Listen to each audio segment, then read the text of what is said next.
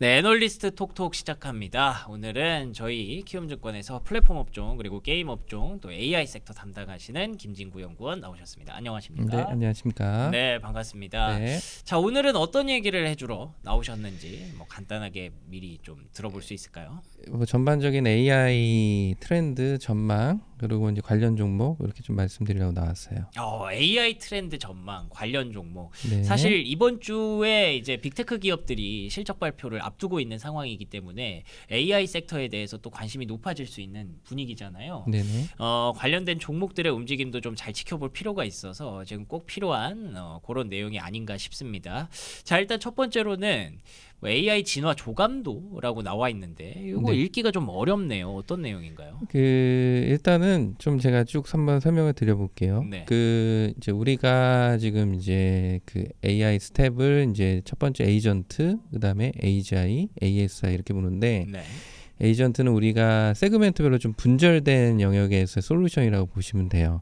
그리고 AGI는 인간의 뇌처럼 사고할 수 있는 범용 인공지능이죠. 그러니까 이제 그런 분절된 세그멘트를 연결해가지고 하나의 기재 솔루션을 가져간다라고 판단하시면 되고, 그리고 ASI 쪽은 인간의 능력을 초월한 창의적이면서 예술적인 영역. 그래서 AGI를 우리가 휴머노이드 중심으로 본다면 점점 발전하는 ASI는 과정이네요. 그렇죠, 이제 슈퍼노이드. 그러니까 뭐 일례로 들면 솔직히 뭐 최근에 중국산 휴머노이드 한 2만 불, 3만 불 정도 뭐 얘기 나오잖아요. 네.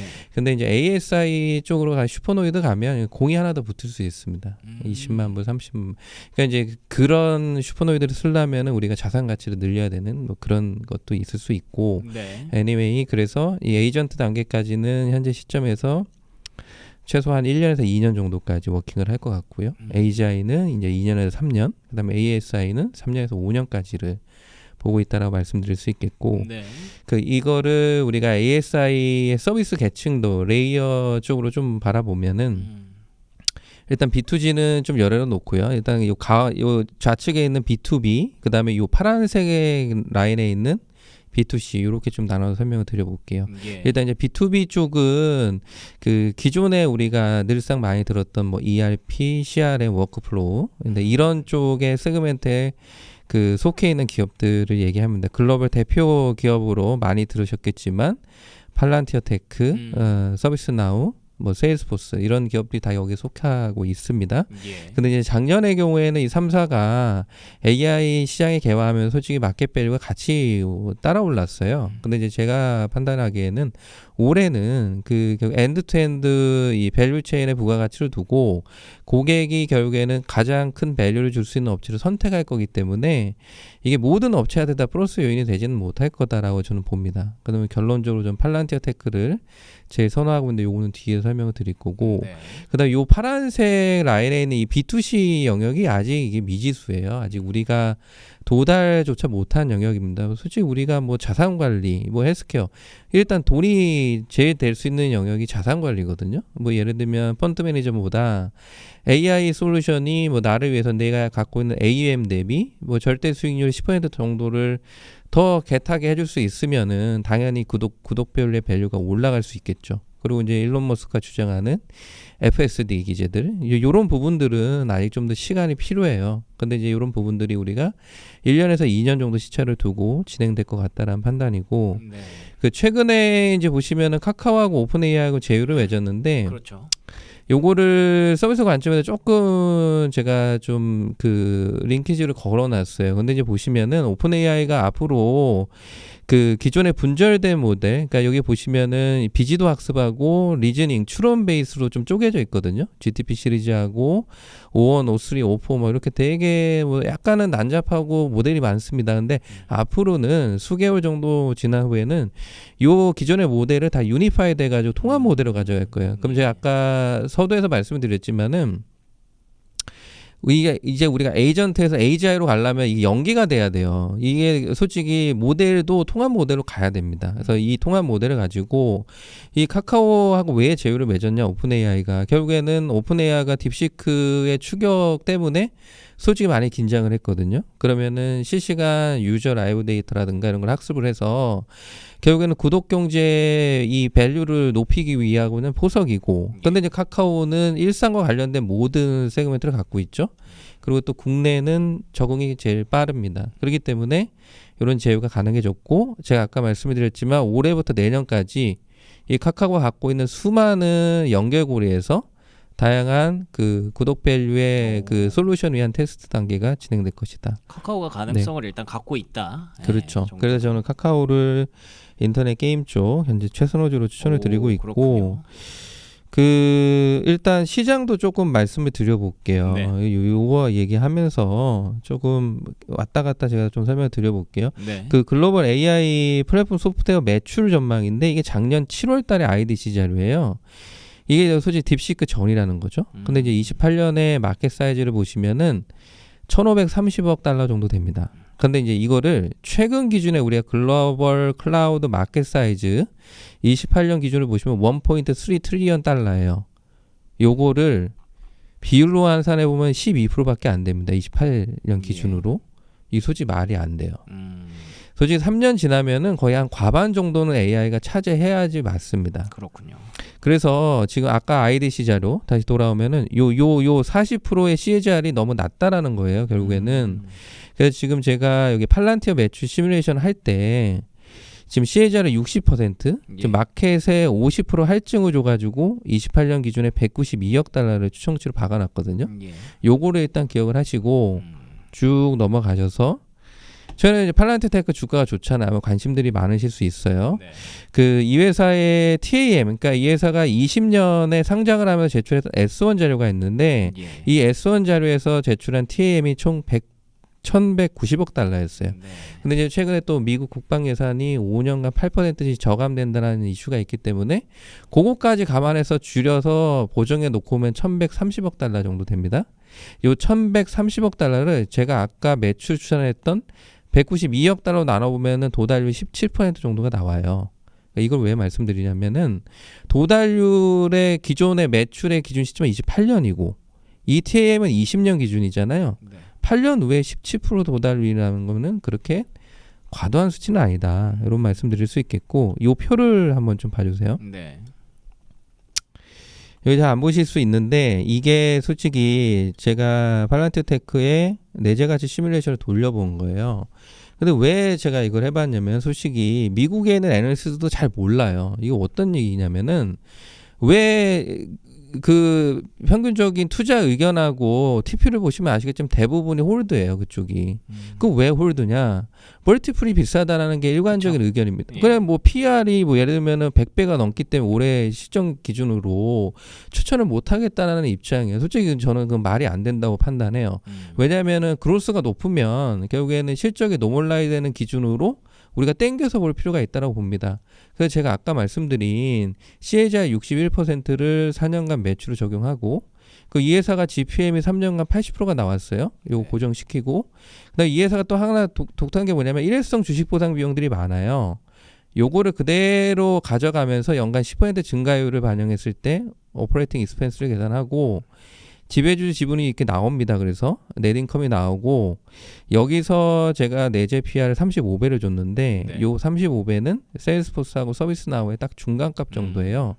그래서 밸류를 주고 연간 환율 10%를 적용한 올해 기준의 현재 가치 2,820억 달러인데 요게 주가로 환산 120불 정도 돼요. 지금 거의 120불 맞거든요. 제가 이거 리포팅 할 때가 80불 조금 넘었어요. 많이 올라왔죠. 다시. 많이 올라왔죠. 네. 실적 발표가 조만간입니다. 실적 발표에 따라 또 포텐이 더 있을 수도 있어요. 그쵸. 아니 뭐 다운이 있을 수도 있지만 예.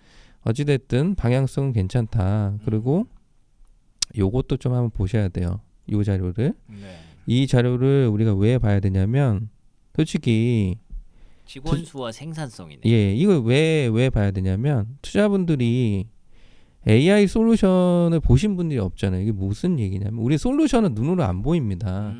솔루션이 어떤 게 더 좋고 나쁜지 어떻게 알아요, 우리가. 그러네요. 정확히 판단하기 어려워요. 네. 근데 이렇게 한번 판단해 보자 이거죠. 각사의 솔루션을 자기네 내부의 엔터프라이즈 솔루션으로 쓴다라고 가정해 보고 이 자료 한번 봐 보십시오. 3사 중에 누가 제일 AI 회사가 낫습니까? 팔란티테크는 인원수가 4,000명밖에 안 돼요. 세일스포스는 8만 명이 육박을 하죠. 그리고 인당 생산성은 반면에 팔란티테크가 제일 높습니다. 네. 이런 것만 놓고 보더라도 제일 AI 회사 나온 거는 팔란티테크고 그리고 또 보시면 여기 또 되게 아이러니하게 인원은 세일스포스가 많은데 네. 인당 생산성은 또 서비스 나우가 제일 낮아요. 그러니까 이런 부분들이 두 회사를 제가 강하게 추천드리지 못하는 이유기도 해요, 솔직히. 예. 그리고 이 부분도 좀 설명을 드려야 돼요. 앞으로 우리가 광고 시장이 어떻게 변화할 거냐, 검색의 방향성이 어떻게 바뀔 거냐. 제가 아까 IDC 자료를 좀 말씀을 드렸지만 이 잘 판단하셔야 돼요. 앞으로 IDC 자료가 분기에 한 번씩 나옵니다. 이 분절된 데이터죠. AI 전망 자료는 하루가 지나면 데이터가 바뀌어요. 근데 이걸 분기 단위로 쪼개가지고 추정치를 돌린다?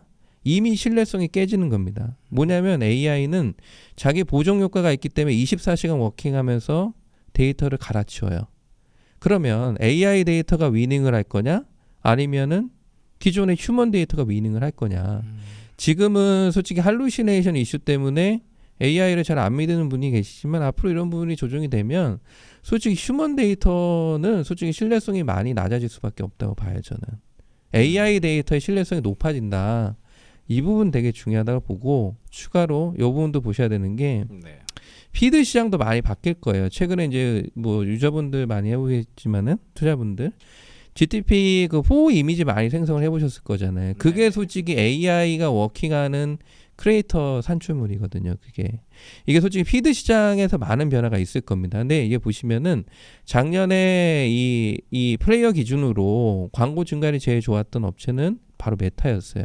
22%였거든요. 그러네요. 이게 뭐냐면은 결국에는 타겟팅이 들어가서 AI 알고리즘이 같이 들어가는 건데 솔직히 메타의 현재 피드도 능동형 플랫폼은 아니에요. 이게 뭐냐면 AI가 직접 워킹해가지고 뭔가 내가 원하는 산출물을 프론트 베이스로 뭔가를 산출을 해준다거나 이런 것까지는 아니라는 거예요. 근데 제가 아까 오픈 AI GPT-5부터는 통합 기재 모델로 간다고 말씀드렸잖아요. 그러면 지금 뭐 예를 들면 4 이미지 나와가지고 우리가 지금 뭐 예를 들면 내 뭐 사진 넣고 지브리 스타일로 사진 만들어줘. 네. 그리고 최근에 뭐 밈으로 돌아간 게 뭐 반지의 제왕 영상 하는데 그 반지의 제왕 영상 만들려면은 4 이미지뿐만 아니라 오픈 AI 소라도 들어가게 되고요.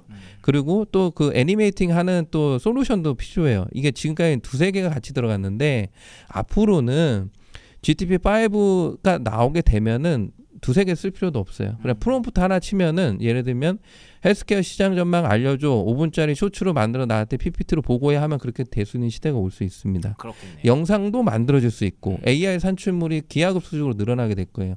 이게 어떤 의미냐면은 프롬프트하고 피드가 결합된 검색과 피드가 결합된 능동형 피드 형태로 바뀌게 될 겁니다. 저는 이 부분이 카카오하고 오픈AI하고 결합을 해가지고 통 내에 결합형 피드 형태의 광고 시장의 마켓 사이즈를 늘려갈 거로 봐요.